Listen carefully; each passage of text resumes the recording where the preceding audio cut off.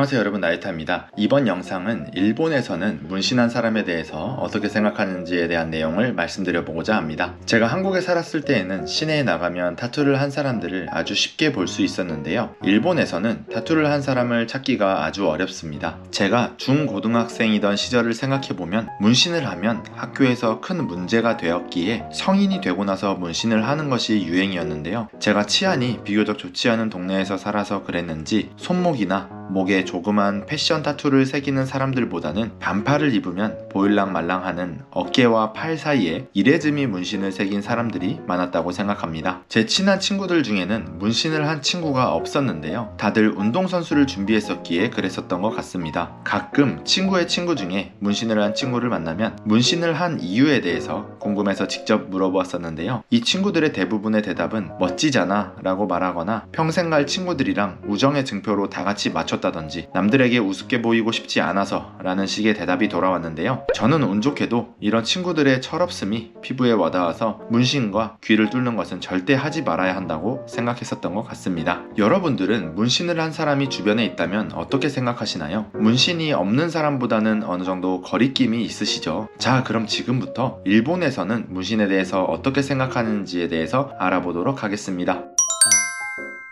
일본의 역사에서 문신은 에도시대의 범죄의 형벌 중 하나로 범죄 혐의가 지워지지 않도록 먹을 피부에 새기는 문화로 시작하는데요, 메이지 시대에 들어가면서 근대 국가체제를 도입하기 위해 야만적이라고 여겨진 피부에 문신을 새기는 행위를 금지하게 됩니다. 메이지 시대 때부터 1948년도까지 문신은 비합법적인 행위였기에 문신을 새기는 사람은 반사회적인 이미지를 갖게 되었습니다. 문신이 불법임에도 불구하고 야쿠자와 같은 폭력단에서는 조직에 대한 충성을 나타내기 위해 문신을 새기기 시작하였고, 결과적으로 문신을 한 사람은 야쿠자라는 인식이 아주 자연스럽게 일본인들의 머릿속에 각인되었습니다. 전쟁이 끝난 후에 가난했던 일본에서는 욕조가 가정집에 있는 것이 흔하지 않았기에 목욕을 하기 위해서는 대중목욕탕을 가는 것이 아주 일반적이었던 시대가 있었는데요, 만약 대중목욕탕에서 옆에 문신을 한 사람이 있다면 목욕탕을 이용하는 손님들에게 위화감을 줄 수 있기 때문에 목욕탕 주인들은 고객을 유치하기 위해 문신이 있는 사람의 입장을 규제하기 시작했고, 목욕탕뿐만 아니라 이러한 시설들이 점점 늘어나면서 문신에 대한 이미지는 크게 추락하게 됩니다. 에이 나유타님, 지금은 시대도 많이 지났고 일본에서도 문신에 대한 인식이 많이 개선되지 않았나요? 라고 하실 구독자님들을 위해 타투를 하게 되면 일본에서 어떤 게 불편한지 말씀드려 보겠습니다. 첫 번째로는 피부를 드러내야 하는 장소를 이용하지 못합니다. 일본 여행을 와보신 분들이라면 잘 아시겠지만 온천이나 목욕탕 그리고 수영장 등에서 문신이 있으면 입장이 불가능하다는 마크를 보신 적이 있으실 텐데요, 문신을 가리면 입장이 가능하다는 이야기가 인터넷에 있던데 원칙상 문신이 있는 사람에 대한 입장 제한을 하고 있기에 입장 자체가 불가능한 곳이 99.9%라고 보시면 됩니다. 물이 좋은 일본의 온천을 가보신 분들은 느껴보셨겠지만 스트레스를 다 날려버릴 수 있을 정도로 힐링되는데요, 타투를 함으로써 일본의 온천 같은 시설을 이용할 수 없는 것이 일본에서 불편할 수 있는 첫 번째 내용입니다. 두 번째는 헬스 및 미용 관련 서비스 시설을 이용할 수 없는 것입니다. 한국인이시라면 헬스장이나 골프장을 이용하시는 분들이 많고 마사지나 피부 관리에 대한 수요가 많으실 것 같은데요, 일본에서는 타투가 있는 사람은 이용할 수 없습니다. 이용이 불가능하기보다는 등록조차 불가능한데요, 예를 들어 헬스장이나 골프장에 등록할 때 작성하는 계약서의 항목에 타투가 있는 사람은 입회 자체가 불가능하다고 쓰여진 곳이 대부분입니다. 또한 마사지샵이나 피부관리실도 이용 등록을 할 때에 문신이 있다면 이용할 수 없다는 내용을 고집하게 되는데요, 그 이유로서 문신 시술 자체가 비위생적일 가능성이 높고 피부관리실의 시술 과정에는 전혀 문제가 없었지만 문신의 영향으로 부작용이 생기는 것에 대한 책임을 묻는 것을 피하기 위함이라고 합니다. 세 번째는 타투가 있다면 회사의 채용 과정에 불이익이 있다는 점입니다. 일본의 셀러리맨 사회에서 문신은 법도입니다. 기업에 응모하고 합격한 후 고용계약서를 작성할 때 타투의 여부에 대한 항목에 체크를 해야 하는데요, 만약 타투가 있다면 채용이 취소되는 케이스도 있습니다. 그 이유가 위에서도 말씀드렸다시피 반사회적인 행동을 한 사람과는 일할 수 없다라는 이유입니다. 나유타님, 문신이 안 보이는 곳에 있는데 문신을 숨기면 되지 않나요? 라고 하실 분들도 계시겠지만 대부분의 회사에서는 채용이 된 후에 신체 검사를 합니다. 신체 검사 중 의사가 타투를 발견했다면 비고란에 적게 됩니다. 또 입사 전에 따로 병원 병원에 방문해서 건강검진을 받은 후 의사의 소견서를 발급받아 회사에 제출해야 하는 경우도 있는데요. 이때 검사하는 의사가 어느 곳에 타투가 있다는 것을 소견서에 적게 됩니다. 나유타님, 그럼 일본 회사가 아니면 괜찮지 않나요? 라고 하실 분들도 계시기에 제 경험을 말씀드리면 현재 다니고 있는 회사와 전 직장이 외작의 회사였는데요. 두 회사 모두 일본 법인이기에 위에서 말씀드린 타투가 있는지에 대한 항목에 대해서 체크를 했으며 입사 전에 자세히 건강검진을 받은 후에 소견서를 제출했습니다. 그렇기에 일본 사회에서는 문신이 있다면 기업의 채용 과정에서 문제를 겪을 수 있습니다. 마지막은 생명 및 건강보험 가입이 어렵다는 점입니다. 에이 나유타님, 거짓말하지 마세요. 무슨 보험 가입이 안 되나요? 라고 하실 분들을 위해 설명드리면, 일단 보험회사에서는 문신의 시술 과정에서 바늘 및 기구에 대한 위생 관리에 대해서 꼬집는데요. 비위생적인 바늘 시술은 B형 간염, C형 간염, HIV 등의 감염 확률이 높다고 생각하기에 의료보험 가입이 거절됩니다. 또 대부분의 문신의 색소에는 금속이 배합되어 있어서 CT나 MRI를 받을 수 없다는 사실은 알고 계셨나요? 예를 들어 문신이 손목에 조그맣게 있으면 의료 관련 검사를 받을 수도 있다고 생각하시는 분들도 계시겠지만, 원칙이 중요한 일본의 의료기관에서는 문신이 있는 분들의 자기를 이용한 검사를 원칙적으로 허용하고 있지 않습니다. 그렇기에 의료보험 및 생명보험에 가입할 수 없는 기관이 가입할 수 있는 기관보다 현저히 적습니다. 추가로 문신을 하고 있는 분들은 반사회적 세력으로 간주되어 취급하는 보험 상품의 보험금이나 급부금의 악용, 부정취득 등의 도덕적인 위험이 높다고 생각되기에 보험회사의 심사에서 떨어질 가능성이 매우 높습니다.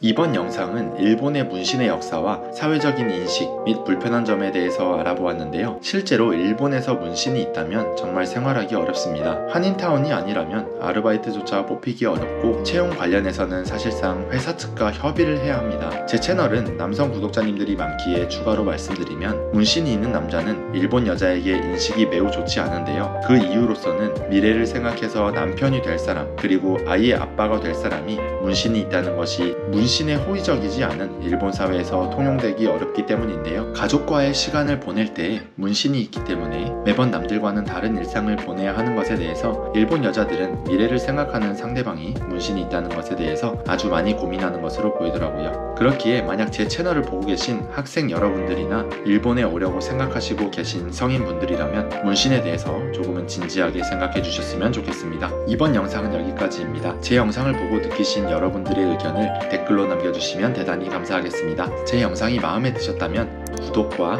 좋아요를 잊지 말고 부탁드리며 다음 영상도 기대해주세요. 마타네!